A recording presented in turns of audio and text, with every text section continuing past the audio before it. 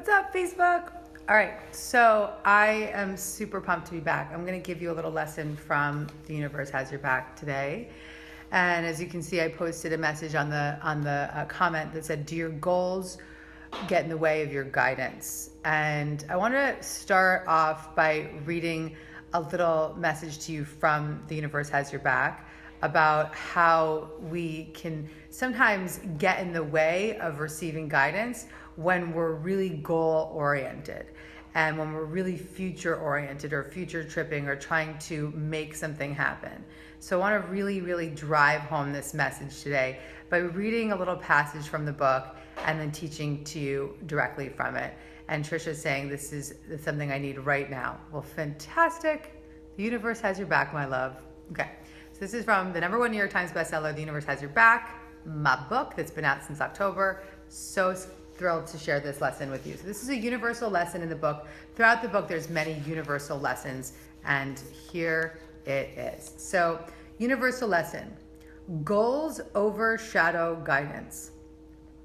The part of me that wants to be in control doesn't like the word hope. To my fearful mind, hope implies that there's something I am unable to make happen on my own. While I may not like that concept, it's exactly what I needed.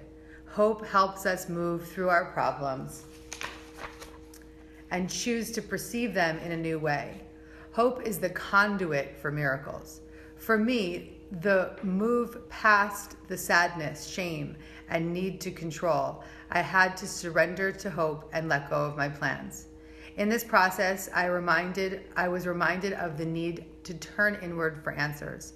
Carl Jung said, "Who looks outside dreams, who looks inside awakes." Whenever we look outside for our faith, we get lost in the dreams of who we think we should be, what we think we need, and when we think we need it. But when we turn inward, we surrender to the one and only truth, which is love. When we surrender to love, we can experience our darkest moment as the greatest catalyst for transformation. The pathway back to hope is through surrender. It's not something that comes naturally to us. It must be a daily practice. So this practice of surrender is what I want to talk about today. And remembering to get us back into, as Carl Jung said, the place of looking inside to awaken. And so he said, those who look outside dream, who looks inside awakes. So looking inward and learning to rely on that presence of hope and faith much more. And our ego mind, as I wrote in the book, wants to really give up on that word hope because of the implication that in some way we can't make it happen. But the reality, I think a big core message of this book is to stop trying to make things happen and start aligning with a greater sense of certainty and a greater sense of serenity. And in that alignment, you're tuned in with a power greater than you. And with that alignment to that presence of the universe, the presence of a higher power of your own understanding, that's when the universe begins to co-create with you and conspire with your dreams.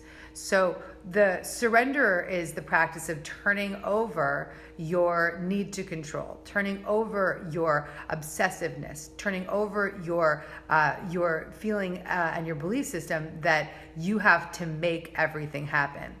It's something I've actually been working on a lot in my therapy and my own personal spiritual practice, which is accepting that the less I do, the more can happen around me.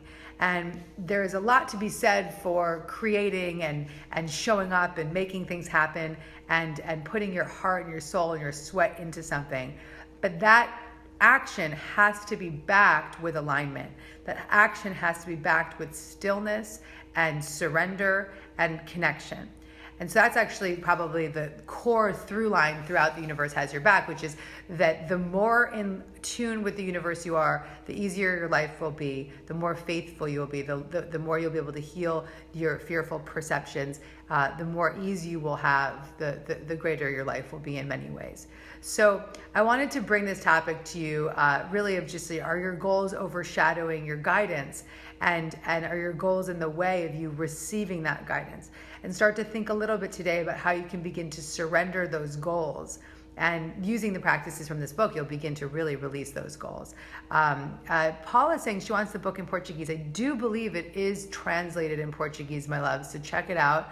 I think it definitely is. Let me see what some of your questions are. There's so many beautiful questions. And you're checking in from all over the world, which is beautiful. Layla is saying, I found that goals can give clarity to attract what you want when you're able to surrender to the exact results. So yes, I think that there is value, beautiful, beautiful message here, Layla. There's value in having clarity. And we always, in my team, in my business, we always set goals and intentions, and we always achieve them. But the purpose here is to really have that vision and have that goal, and have that goal be this or something better. Offer it up, give it away, and surrender it. So there's absolutely nothing wrong with having a vision of where you want to go and seeing that goal. And actually, it's quite powerful, and it's a huge way that I've manifested much of what I've created in my life. But the problem with goals sometimes is that goals can be also intertwined with neediness and control and a sense of pushing. So you need to just check in with yourself. Am I released about my goals? Have I offered up my goals? Have I surrendered my goals? And there's practices in this book that will help you do that. And then if you haven't, if you're seeing like, oh, I'm controlling my goals, or I'm future tripping with my goals, then definitely Breathe the Universe has your back, and start to offer them up and get back in alignment with the presence of the universe. So using these tools in the book to really get yourself back into alignment and back into that connection, so that you can have a goal, you can have a vision, and you can, as I often say, like, have a goal but wear it like a loose garment, like wear it just lightly and let it flow, and see what happens when you actually let it go. Because when you actually do have the practice of offering it up, giving it away, letting it go, trusting it's this or something better, that's when far more than you could imagine begins to come in. And more importantly, it's when your energy relaxes. It's when you let go of the need to make something happen, because that neediness is what gets in the way of the manifestation. So that's a beautiful comment. I'm glad I found Layla's remarks here so that I could just talk on it. Let's see here. There's so many more questions. I'm just going to pull up some more. Let me know if you have any specifics on this. Okay, great. So I bought the book on Amazon so I could get the bonus you were talking about, but haven't received anything regarding. So the bonus, my love, if you go to gabbybernstein.com/new book, put your Amazon receipt in there and you'll get the bonus immediately. Go to gabbybernstein.com/new book. Okay. So yes, someone loved the analogy of wearing it like a loose coat. Yeah, loose clothing. Andrea, thank you. Andrea Lucchesi saying that everyone needs this book. Thank you, my love. Okay, great. So someone here, Kevin, is saying shame and fear are the blocks to alignment. Feels real, but it's a lie. Okay, well, I'm not really sure exactly what you mean by that, but I do believe that fear is what blocks us from the alignment to the connection to the universe. And often when we're in that neediness and that control and that aggression of trying to make something happen, we're in a place of fear. We're acting from a place of fear. Because when we're in alignment with love, we don't need to make anything happen. When we're pushing and controlling, we're acting from a place of fear. We're responding and reacting from a place of fear. Okay, great. How do I choose between... Oh, that's so funny. Is Allison live at the same time? That's so cute. Thank you. I was thinking that was a question. Okay. Wow. I didn't know about your new book. I have been writing my new business plan and received the same messages in alignment. Great, sweetie. Go grab the book.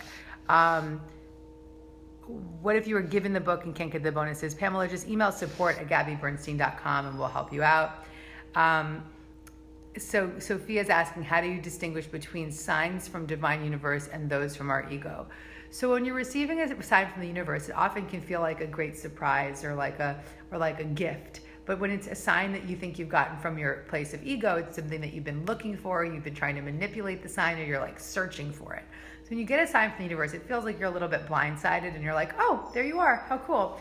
A really cool moment yesterday. You guys know the story in the mountain house, that the sign of the owl led us to our mountain house, and we received all these different signs from the universe to find our home.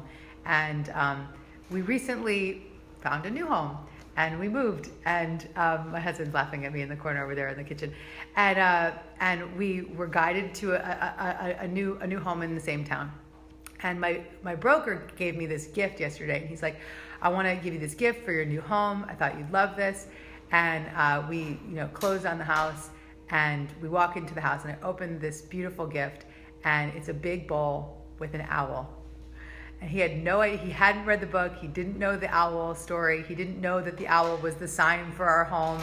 And this is a gift that I got when I walked into my new home, this next rite of passage, as I move on from the mountain house into a different space. And there's my owl again. So that was an example of the universe showing me my sign, because I was blindsided by it. It was like that I wasn't looking for it. I felt very content with the choice I had made. And here he is again with another owl, the universe saying, welcome to your new home. You're on the right track. So I just wanted to share. Isn't that crazy? Alex is like, what? That's crazy. So it's really amazing. And this literally happened yesterday. So it's quite amazing when you ask, how do I know if it's of the ego or if it's of the universe? It's of the universe when it's like that story, when it's a story of like, it's in your face. Like I opened this big box, and here I'm sitting in this new house, and here's this owl. So I just think that if you read the book, you know what I'm talking about. If you haven't read the book, read the book about the chapter about signs and my owl signs, and you'll know exactly what we're talking about. So and that's asking if I can tell you about how to find a sign. The steps are in the book, my love. Step-by-step practice of how to ask for your sign. But sometimes the simplest way to choose a sign is just to say, this is the first thing that comes to mind, the first idea that comes to mind. Trisha's saying she needs to reread the book. It's amazing. I'm so glad that you like it, honey. How did I know it was an owl? It was the first thought that came to my mind. I said, my sign's an owl. It was this first idea. So that was really awesome. Chelsea's saying, read the book. Awesome. Thank you, sweetie. Read the book. It's amazing. Thank you, Alex. This is so cool. So also just want to let you guys know, when you read the book, you can also get a free manifesting workshop with me when you go to gabbybernstein.com/new book. And there's also a Universe Has Your Back book club. So if you go into your little Facebook search and you type in the Universe Has Your Back book club, you can join our book club. We have almost 20-something thousand people in that book club spreading love and light every single day about this book and their experience of it. So go join the community, because it's a big part of why I write these books, is to create community for you. Danielle's asking a great question. How do you know you've surrendered? Well, honey, you wake up without anxiety. Your experiences are the same, but you experience them differently. You feel more ease. You feel more relief. You just feel good. And that's a sign of surrender. Awesome. Okay. Okay, cool. So cool. You guys are beautiful. I'm so happy you are here. All right, so go check out the book, follow the steps, and start to really think about what this practice means to you. Are your goals overshadowing your guidance?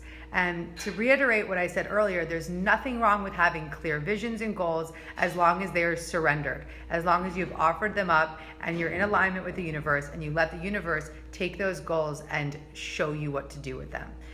When we're in control and we're trying to make a goal happen and we're trying to force something to happen, that energy of control is in the way of the manifestation.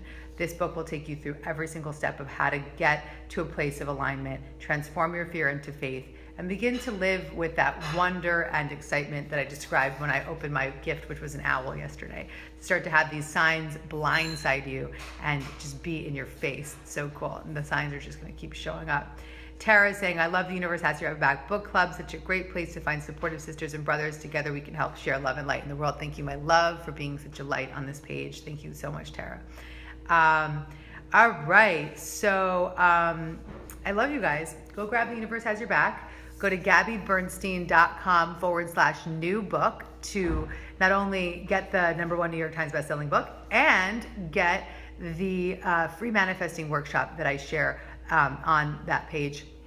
When you submit your receipt for the book there, you get a free manifesting workshop that is really awesome. It's been very, very well received by everybody.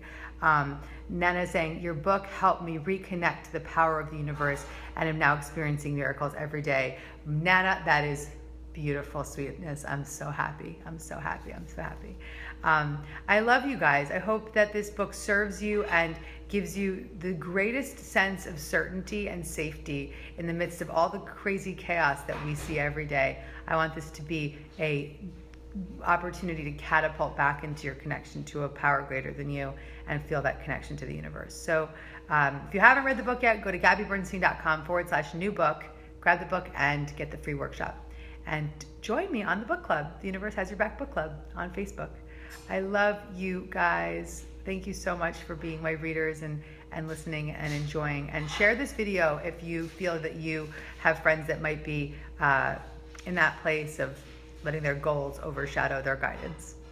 Okay. I love you. Thank you, guys.